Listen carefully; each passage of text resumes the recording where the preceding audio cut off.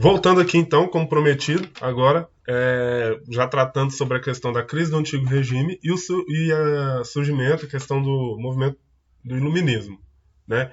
Século das luzes ali no século XVIII. Então, como a gente viu pelo vídeo anterior, nós vimos algumas características do antigo regime, né? E agora vamos para ver algumas características do iluminismo. Aqui, por esse slide aqui, deixa eu passar ele aqui. Ele está em movimento. Vamos ver. Peguei esse slide na internet, depois eu vou mostrar para vocês aqui. Olha essa frase. A humanidade só estará livre no dia em que o último rei morrer enforcado nas tripas do último padre. A frase está falando... o slide está falando que a frase foi elaborada... melhor, é uma frase que acreditaram ela ao Denis Diderot, mas vamos ver realmente de onde vem essa frase. Aqui nesse site, novamente, a gente vê aqui o site Pensador, dizendo que o homem só será livre quando o último rei for enforcado nas tripas do último padre. Na verdade, isso aqui é uma adaptação dessa frase aqui. E as suas mãos fariam das entranhas do padre uma trança, na falta de uma corda para estrangular reis. Isso aqui é uma paráfrase de um poema de Jean Meslier. Quem foi Jean Meslier? O Jean Meslier, aqui a gente pode ver, ele é um padre anticristão. Olha que loucura, um padre anticristão e ateu. Só que descobriram isso depois que ele faleceu, né? Ele escreveu algumas obras nas quais ele apontava sobre essa questão do ateísmo, né? Nessa obra dele. E aí viram nessa questão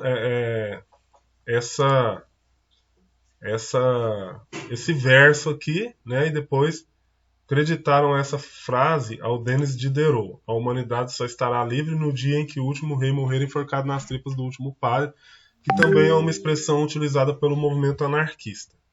Vamos lá. Por que essa frase? Essa frase, o anarquismo vai usar isso para dizer que a sociedade ela é super explorada pela religião e pelo governo. Essa sociedade só vai ser livre, só vai conseguir chegar à igualdade no dia em que esse modelo de opressão governamental, né, do Estado e da religião for exterminado. E a sociedade vai se autogerir, segundo, falando a grosso modo, da ideologia anarquista, né? Então, a questão aqui dessa frase, o cerne dessa frase é esse, que a humanidade ela é explorada tanto pelo Estado quanto pelas religiões. E a gente observou lá no modelo do antigo regime que o Estado ele funcionava de forma a realmente manter os interesses de uma classe nobre, né? Enfim, vamos continuar aqui. Passar o próximo slide. Vamos ver. Slide bonitinho. Tá aqui. Essa frase, então, representa o terceiro estado e a burguesia que está inserida no terceiro estado contra os privilégios de primeiro, o clero, e segundo estado, a nobreza.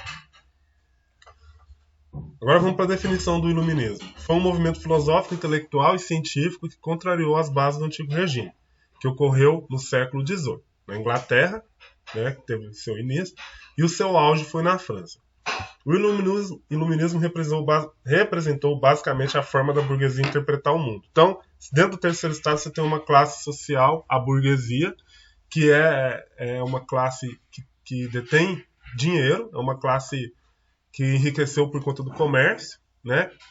Que é uma classe que vai, inclusive, financiar a Revolução Industrial, né, na Inglaterra. E ela está por trás desses movimentos aí, justamente porque ela quer privilégios, porque ela quer participação política, que ela não detinha isso, uma vez sendo parte do terceiro estado. Lembra que a gente falou que o terceiro estado, a sociedade ela é estamentária? Os estados, os grupos sociais, eles são rígidos. Se eu sou do terceiro estado, eu não posso passar para o segundo estado. Eu não posso ter poder de decisão política, porque eu sou do terceiro estado. E a burguesia fazia parte do terceiro estado. Mas a burguesia quer também poder de decisão. Então ela vai participar desses movimentos aí que vão dar origem às revoluções liberais ali no século XVIII em diante. Ela se pauta pelo racionalismo, né? Que é uma ideologia a ser seguida como forma de contestar o antigo regime. Então, você vai, através da razão, iluminar a mente do ser humano, né? Para se libertar de toda essa estrutura do antigo regime que a gente viu. Quais são as características? Eles são anti-absolutistas, né? Então, eles se opõem ao poder ilimitado do rei. O rei tem um poder ilimitado, como a gente pode ver. Ela é anti-mercantilismo, né? Então ela se opõe a essa intervenção do Estado na economia, como a gente viu no vídeo anterior. Ela é anticlerical, ela se opõe a essa influência da igreja na educação, né? Na própria decisão de culto, né? Que a igreja ela determinava qual religião você deveria seguir, e no caso era o cristianismo católico, enfim. Então o iluminismo vem para se contrapor a essas três características. Então eles são anti-absolutistas, eles são contra o poder ilimitado do rei, eles são anti-mercantilistas, eles se opõem ao intervencionismo do governo, do Estado na economia, e eles são anticlericais. Então eles se opõem a essa influência poderosa que a igreja tinha dentro da sociedade, dentro do sistema governamental, enfim. Quem são os principais representantes do iluminismo? A gente vem na economia, você tem a fisiocracia. O que é isso? A terra como fonte de riquezas. Quem são os teóricos? Quesnay e Gourmet, que são franceses. O liberalismo, o trabalho como fonte de riqueza. O principal teórico é o Adam Smith, que é considerado como o pai do capitalismo. Então, o trabalho é a fonte de riqueza. É o trabalho que gera riquezas na terra. Na fisiocracia, é a terra que gera riqueza. Então, no nosso mundo, para o Adam Smith, o que gera riquezas é o trabalho, né? Porque pelo trabalho você transforma a natureza, você transforma a matéria-prima, enfim. Já para a fisiocracia, é a terra que gera essa riqueza. E aí a gente tem aqui os principais teóricos do iluminismo. O John Locke, que era inglês, ele é considerado o pai do iluminismo. Ele elaborou a doutrina dos direitos naturais e inalienáveis dos homens.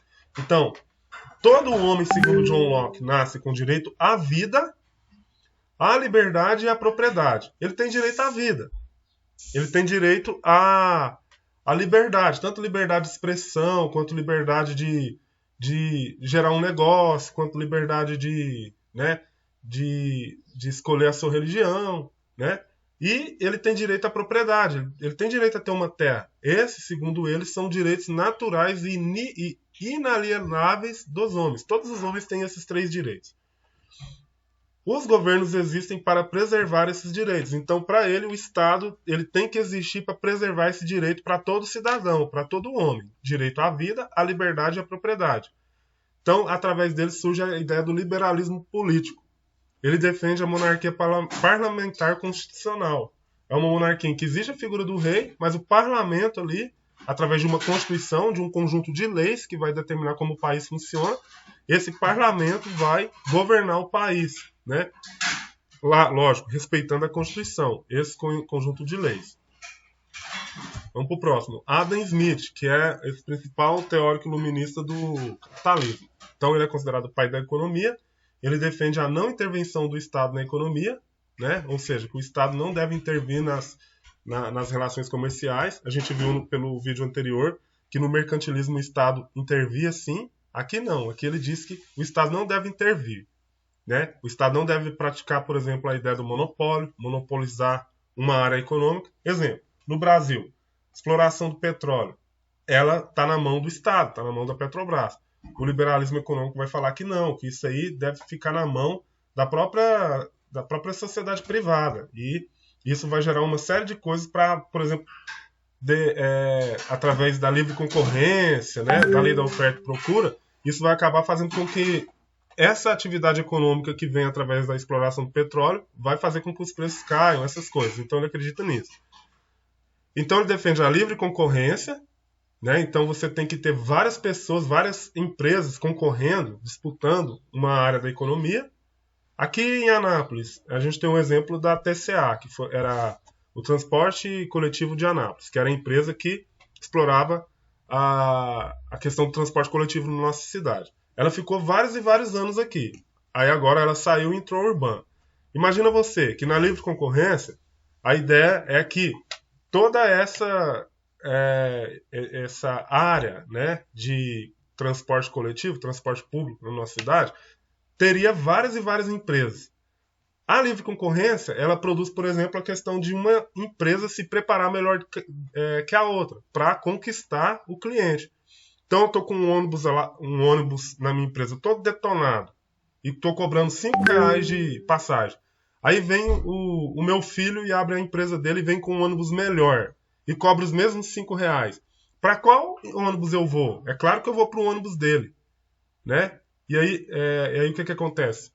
A minha empresa vai ter que se adequar melhor, vai ter que comprar ônibus novos, né? Talvez diminuir o preço para as pessoas voltarem a frequentar a minha empresa. Isso é livre concorrência. Isso vai gerar uma sociedade melhor, segundo a ótica do Adam Smith. A lei da oferta e da procura, né? E a divisão do trabalho. Para ele, o Adam Smith, a riqueza é igual ao trabalho. Então ele é o teórico do liberalismo econômico, né? Presta atenção nisso, isso é importantíssimo para você entender o século XX e o século XXI e a economia que a gente vive hoje, né? Liberalismo econômico, intervenção estatal, né? Questão que está muito em foco hoje em dia, que é o governo privatizar as empresas estatais, né? É a ideia do liberalismo econômico. Terceiro aqui, fisiocracia, que veio da França, é a versão francesa do liberalismo econômico. Ela também prega a não intervenção do Estado na economia. Ela acha que a riqueza vem da agricultura, né? Como a gente viu lá no primeiro slide. A riqueza vem da terra. Os teóricos destacados são esses aí. E o lema deles é laissez-faire, laissez-passer. Le monde va l'humain. Deixar e fazer, deixar passar. Que o mundo anda por si mesmo. Então, para eles, a economia tem que funcionar sem intervenção do governo mesmo. Deixe fazer, deixe passar. Que o mundo anda por si mesmo. Se rolar uma crise, a própria economia vai se recuperar. Tem gente que fala que esse lema ele quebrou na década de 20, quando a Bolsa de Valores de Nova York quebrou em 1929. E aí eles falaram, mano, essa ideia de que o governo não deve intervir na economia é furada. Tá vendo o que aconteceu? O mundo todo quebrou em 29. A gente vai estudar isso no ano que vem, mas você que é um bom estudante já pode começar a pesquisar sobre isso. Embora você já tenha estudado isso no nono ano, né? A crise do antigo regime ainda, ou melhor, aqui agora a gente vem com o Montesquieu, o Barão de Montesquieu, francês, ele elaborou a divisão dos poderes do Estado. Tem 3 poderes, executivo, legislativo e judiciário. Olha aqui, ele dividiu os poderes, então aqui ele tira, na ideia do Montesquieu, o poder sai da mão do rei, porque o rei era esses 3 poderes, e agora o poder está dividido na mão de 3 esferas. O executivo, né, que agora é o rei, o legislativo, que são os deputados e os senadores, e o judiciário, que são os juízes. Na época do antigo regime, esse papel era feito pelo rei. O rei exercia esses 3 poderes, ele tinha poder ilimitado. Então, nesse sentido, o rei ele estava acima da própria lei, né? Esses 3 poderes eles devem ter harmonia e autonomia, né? Então, o judiciário não pode ficar lá intervindo no legislativo, o executivo não pode ficar dando pitaco nas decisões dos juízes, nem pedir para que o juiz puna alguém, enfim, né? A gente está vendo no Brasil hoje uma treta muito grande entre o STF, que é o Supremo Tribunal Federal, e os outros poderes, né?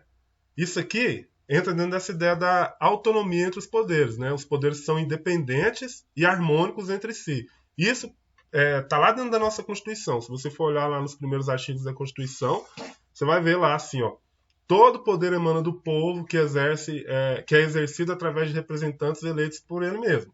O texto não está assim, mas o sentido dele é esse. Eu exerço o meu poder através de representantes que eu elejo, né? E esse poder está dividido entre esses 3 grupos, entre essas 3 instâncias aí, o executivo, o legislativo e o judiciário, que devem funcionar de maneira harmônica e independente entre si, né? E o último ponto importante a se destacar aqui do Montesquieu é que a submissão de todos perante a lei. Toda a sociedade aqui deve se submeter às leis, né? À Constituição de um país.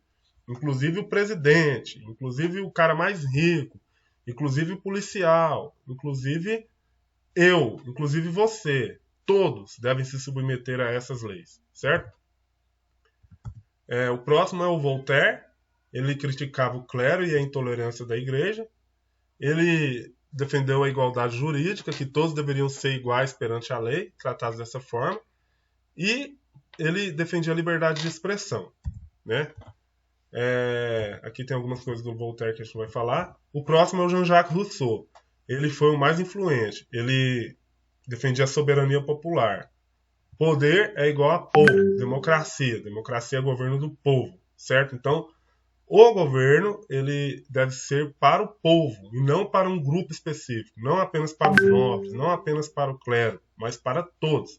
E o povo é soberano, né? Todas as decisões devem ser defendendo os interesses do povo. Os meus representantes, os políticos, eles devem defender os interesses do povo, certo? Isso está na lei brasileira. Se um governo ele não defende os interesses do povo, ele é anticonstitucional e ele tem todos os motivos para ser demitido, ser cancelado, né? Uma vez que o político ele é meu funcionário, né? Ele é meu empregado. Eu que pago o salário dele, porque eu pago o salário dele através dos impostos. A gente ainda tem o Diderot e o D'Alembert, que foram os caras que organizaram todas essas ideias em um livro, né? Portanto, eles são chamados de enciclopedistas, e essas ideias estão em um livro chamado Enciclopédia.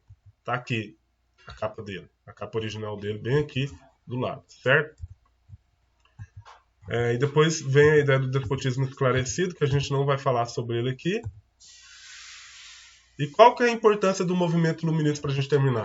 Ele influenciou os movimentos, por exemplo, a independência dos Estados Unidos e a Revolução Francesa.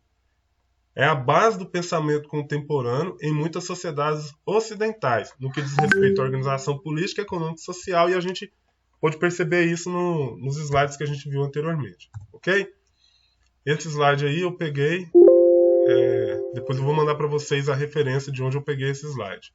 Então era isso, valeu e até a próxima.